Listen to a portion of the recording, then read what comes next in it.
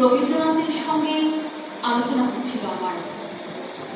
হিন্দু মুসলমান সমস্যা নিয়ে গুরুদেব বললেন, দেখো, যে ল্যাজ বাইরে তাকে কাটা যায়, কিন্তু ভেতরের ল্যাজকে কাটবে কে?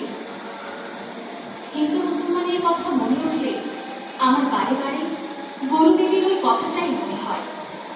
সঙ্গে সঙ্গে এই প্রশ্ন মনে উদয় হয় যে এই ল্যাজ গজালো কি করে, এর আদি উদ্ভব কোথায়? এর সঙ্গে এটাও মনে হয় এই ল্যাজ যাদেরই গজায় তার ভেতরেই হোক আর বাইরেই হোক, তারাই হয়ে ওঠে পশু।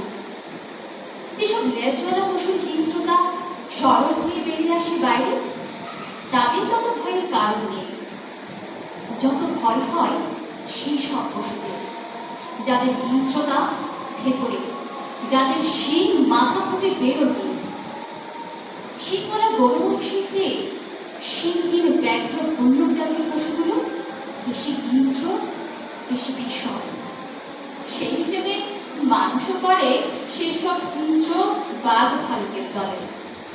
কিন্তু বাঘ ভালুকের তো লেজটা বাইরে, তাই হয়তো রক্ষে। কেননা লেজ আর শিং দুই ভেতরে থাকলে কিরকম হিংস্র হয়ে উঠতে হয়, তা হিন্দু মুসলমানের ছোড়া মারা না দেখলে কেউ বুঝতে পারবে না। যে প্রশ্ন করেছিলাম, এই ভেতরের লেজ এর উদ্ভব কোথায়, আমার মনে হয় টিকিতেও দাঁড়িয়ে টিকিপুরা দাঁড়িস্তানি বুঝি এর আদি জন্মভূমি।